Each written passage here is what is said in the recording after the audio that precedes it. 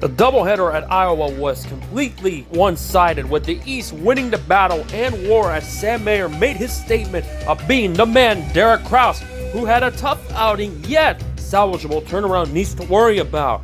Meanwhile, the West indeed had a rough going, with one team's championship trail being dead in the water and another's bid now harder than ever before with just 6 rounds remaining. Those were the major headlines from Friday's Casey's General Store 150 at Iowa, and the review starts now. Alrighty, episode number 17, where I'm going to be reviewing what went down on Friday night at Iowa Speedway, where the championship trail on the East and West drastically changed. So let's not waste time. Here are the highlights. 16-year-old Sam Mayer led the field to the green flag, while double points leader Derek Kraus started in 4th. You want and test beating and baiting? There we go. We have it in this lap as Max McLaughlin with a beautiful save after some contact with Ruben Garcia Jr. heading into turn number 1.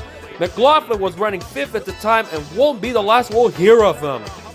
After the first caution came out for debris, the field bunched up for the restart. Mayer got a nice restart, but outside pole sitter Chase Cabry, who's looking to win 3 in a row, had a better response, but Mayer wouldn't be denied just yet. Shortly thereafter, Hailie Deegan, 2nd in points in the West, and Ty Gibbs tangle bus soldier on.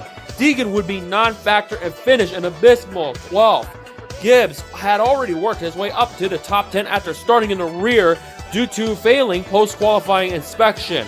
Perhaps the biggest turning point of the championship trail took place on the 32nd lap, when McLaughlin ran into the left rear quarter panel across, sending the championship leader into the turn 3 wall. And yes, disaster has struck, and Kraus would be out of the lead lap after the Bill McAnally squad made repairs on their Toyota Camry. A big win for the East boys, as it meant one of the title contenders could dethrone Kraus, and after the opening segment, it was Mayer who imposed a serious threat. Kraus would end up 20th, last place after 50 laps.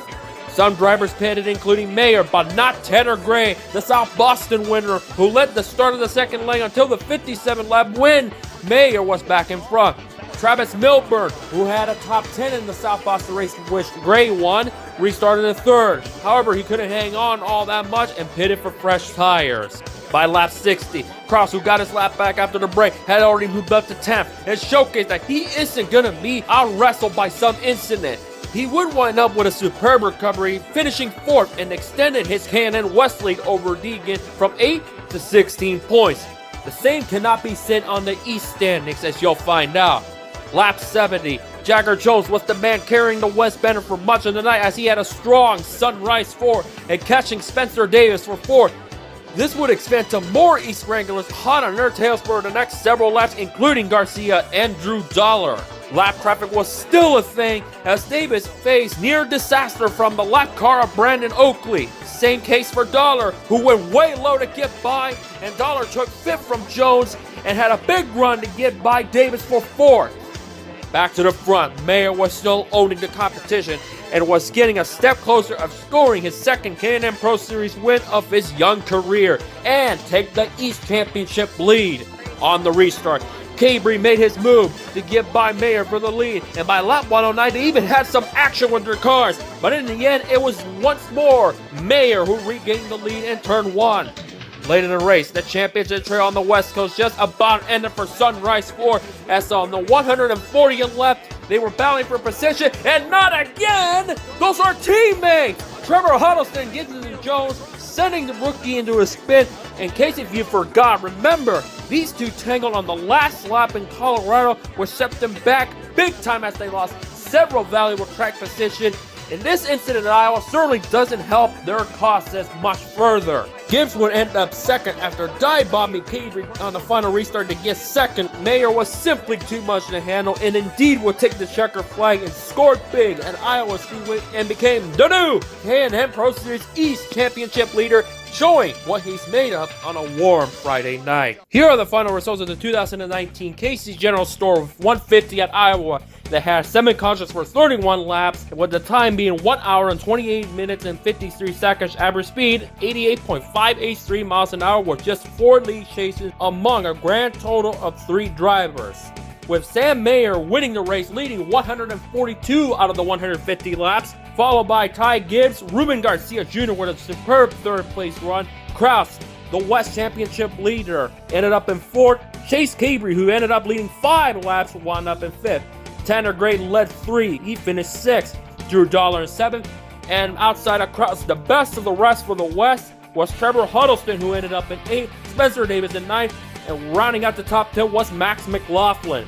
In the bottom half, Jagger Jones, 11th. Hailie Deegan, 12th. Colin Garrett, 13th. Brandon Oakley, 14th. 15th was Travis Milburn. 16th, Todd Sousa. Josh Penelopez in the 3080 Wood car ended up 17th, 3 laps down. Also, 3 laps down was Takuma Koga, finishing 18th. Taylor Canfield in 19th. And rounding out the field was Brittany Sumora, who went to the garage in the final leg of the race. No doubt, her Rookie of the Year aspiration is pretty much now over. With that being said, here are the East Championship standings, as Sam Mayer is now the new man on top of the East, leading the championship draw, going into Watkins Glen by 6 points. Chase Capri, 12 behind in 3rd. Tanner Gray is up to 4th, but lost ground. He's now 22 behind. Max McLaughlin in 5th, 34 behind. A two-way tie for 6th is Spencer Davis and Drew Dollar. 8th through 10th is Colin Garrett, Ruben Garcia Jr. And riding out the top 10 is Hailie Deegan, 107 markers behind Mayer. Now the big one, the West Championship Trail. Derek Kraus is now 16 markers ahead of Hailie Deegan going into Evergreen, a race that Kraus completely dominated until problems kicked in. 3rd is Trevor Huddleston, 23 behind. Jagger Jones, 24. Zamora is now 61. Todd Sousa in 6th. Matt Levine, 7th. Travis Milburn, 8th. Cody Vanderwall, 9th. And Takuma Koga is now 10th. 2 markers behind Vanderwall for the 9 points position. The title is pretty much Kraus's to lose, with just only 6 rounds remaining.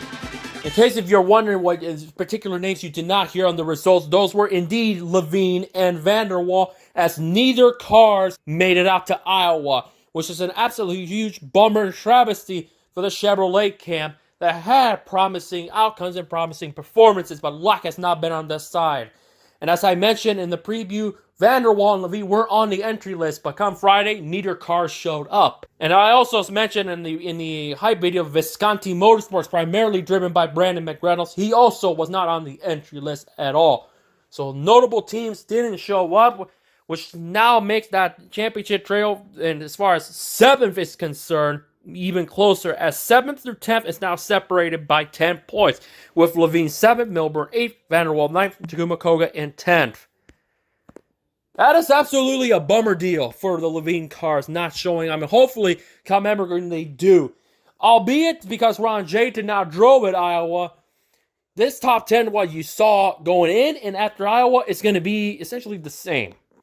But you do not want to see cars not show up or withdraw because of sponsorship woes or vice versa. You don't. There's already been a big problem. As I mentioned in the preview at Iowa, outside of one race prior to 2018, it was always a 30 to 40 car field. Average. Now, the last 2 years, we've seen an under 30. Now, this year, 20, when it could have been 22, maybe 23. Extremely frustrating to see a West Coast team that people expected to be the best of the rest not even show up. Because outside of McAnally and Sunrise 4, is Levine pretty much the best of the rest as far as that's concerned. A year ago was the Dutchman car that Vanderwall drove before jumping ship to another team that won a race was Sheldon Creed at the dirt race in Las Vegas. Creed's bid for a Truck Series playoffs has gotten even worse. He had problems at Pocono, slapped the wall. We'll see how he does tomorrow at Eldora. But yeah, you never want to see that. You never want to see a regular team not show up. It's absolute bummer. Hopefully, come Gateway, which is the race after Evergreen, they show up. We'll see how that unfolds.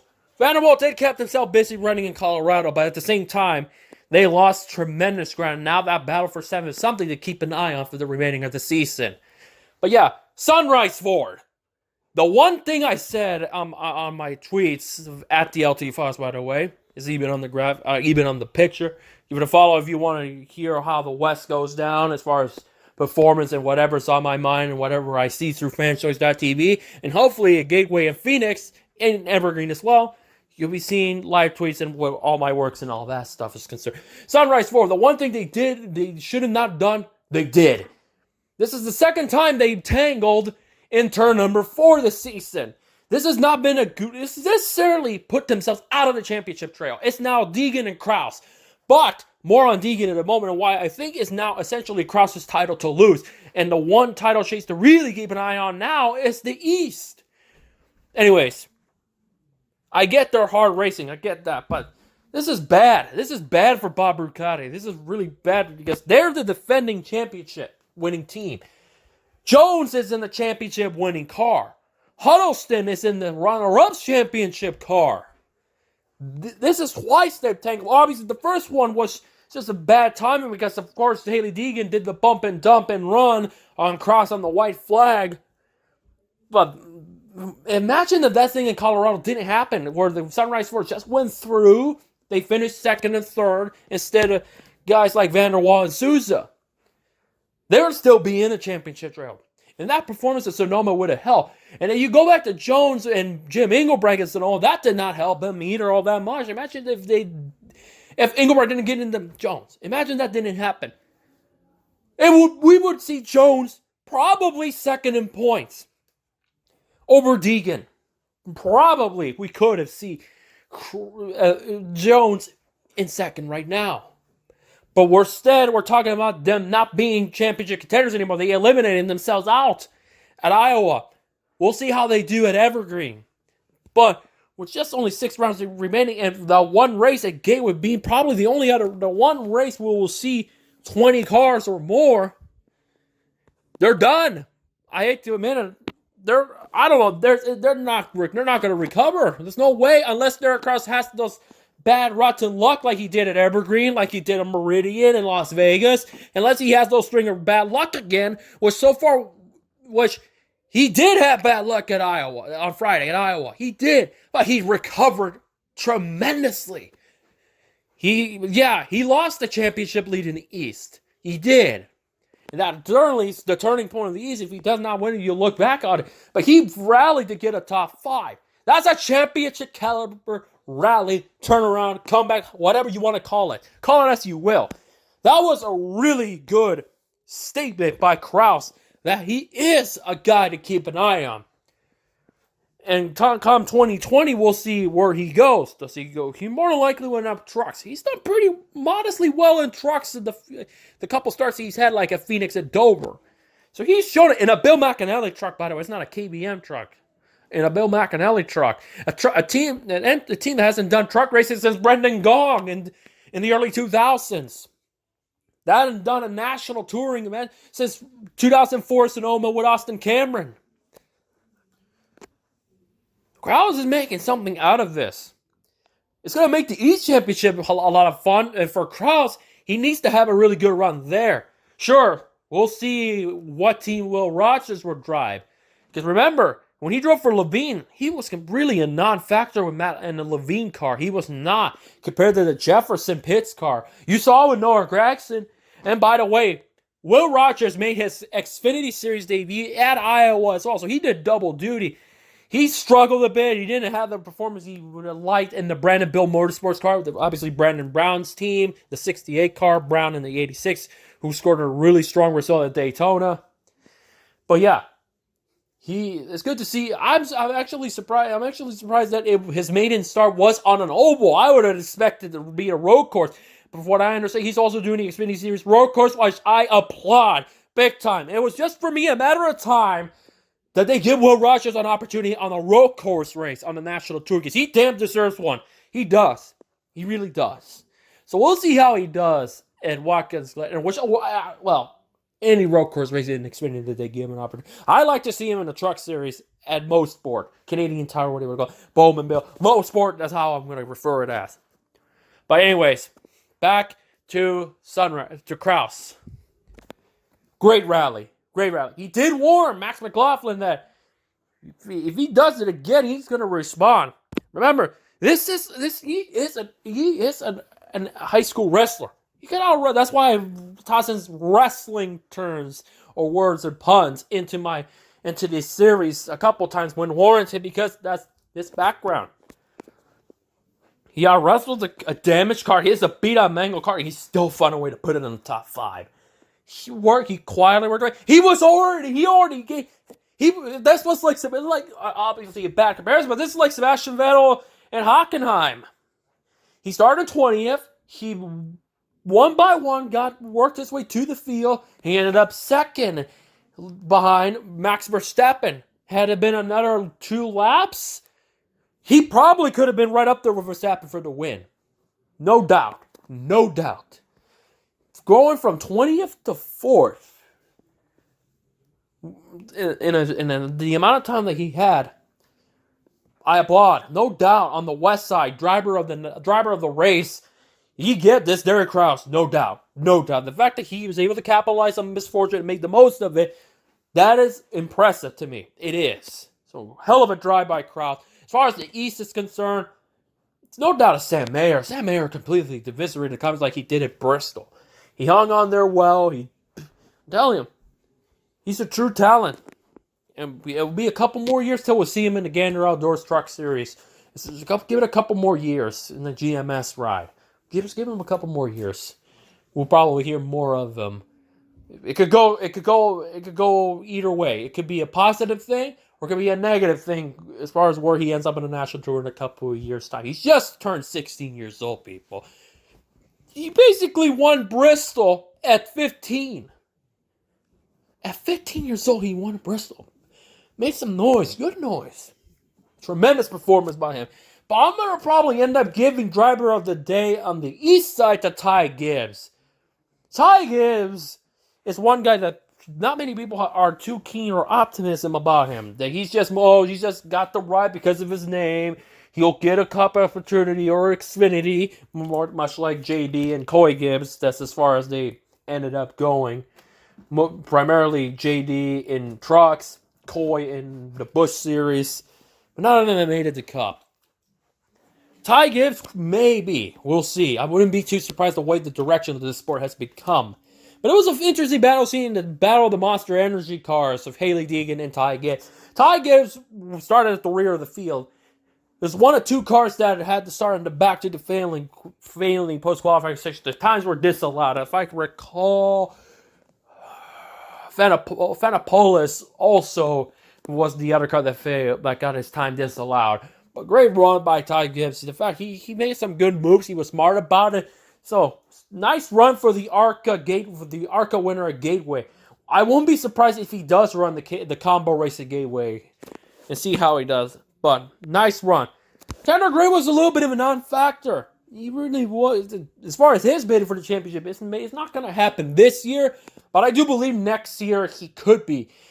That East Championship trail is going to be very interesting, and from a viewpoint, we'll see. We'll see how that goes. DGR-Crosley did the thing. I was impressed with what I saw from Drew Dollar. So there's some potential to some talent, of course. So we'll see how that. We'll talk more about the East Championship trail once Gateway rolls along. Because remember, this is West Coast Wednesday.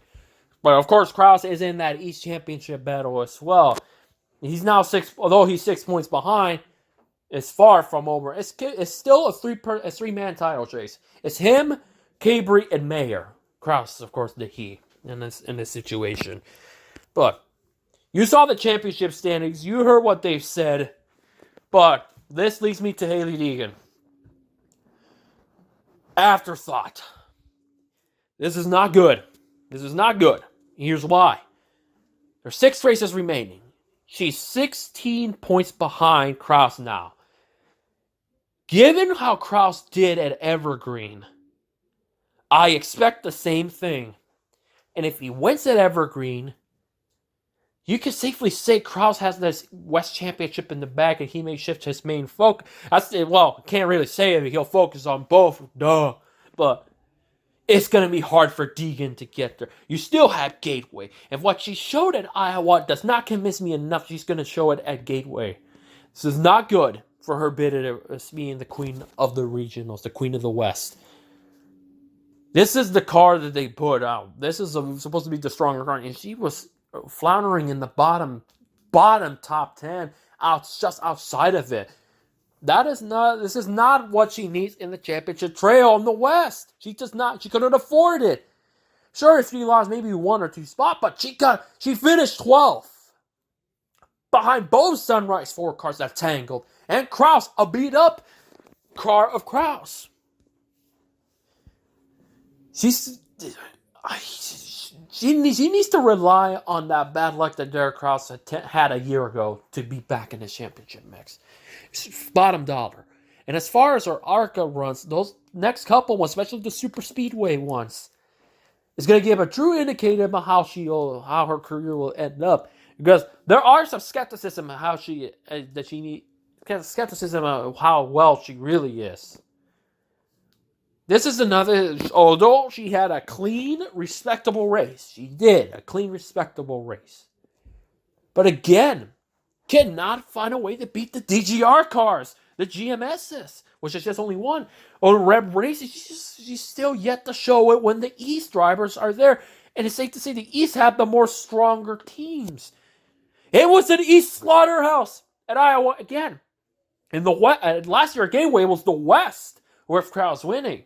So we'll see if the West do respond.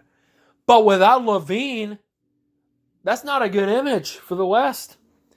About the best image the West got was the fact that in 2020, we're going to have the championship trail and at Phoenix for the second straight year. It's going to be NBC Sports Quadruple Championship Weekend. If you don't know what I'm talking about, refer to the opening of the 1993 Hooters 500 where they say ESPN's Triple Championship Weekend at Atlanta Motor Speedway, 1993. And the only reason why it was a triple because the Busch Grand National race was moved from the spring to the finale because of the whole snowstorm, the big snowstorm of 93, where, if I remember, ABC abandoned the telecast, and when they rescheduled it, TNN picked it up, and that was Morgan Shepherd's final Cup Series win for the Wood brothers.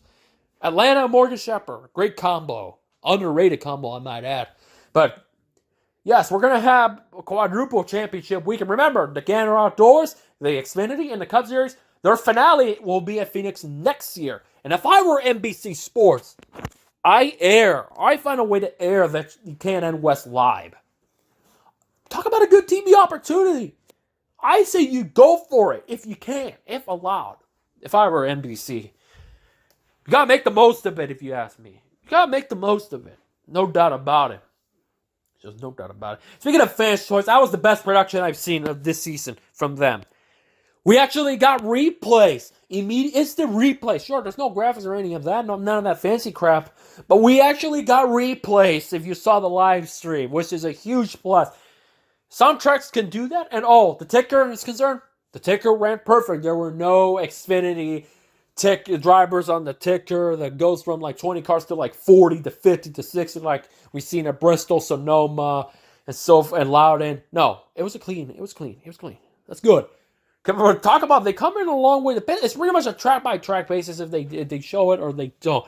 I know for a fact Douglas County, they did not show it, and that was egregious to put together review-wise. It was egregious. That's why, to tell you the truth, that was probably one of my least favorite highlights because outside of really not much going on, there was nothing. There's no source to rely on what lap they are and when it took place to look back at the tape. It's good to see the ticker and also know what the hell is going on a certain lap period.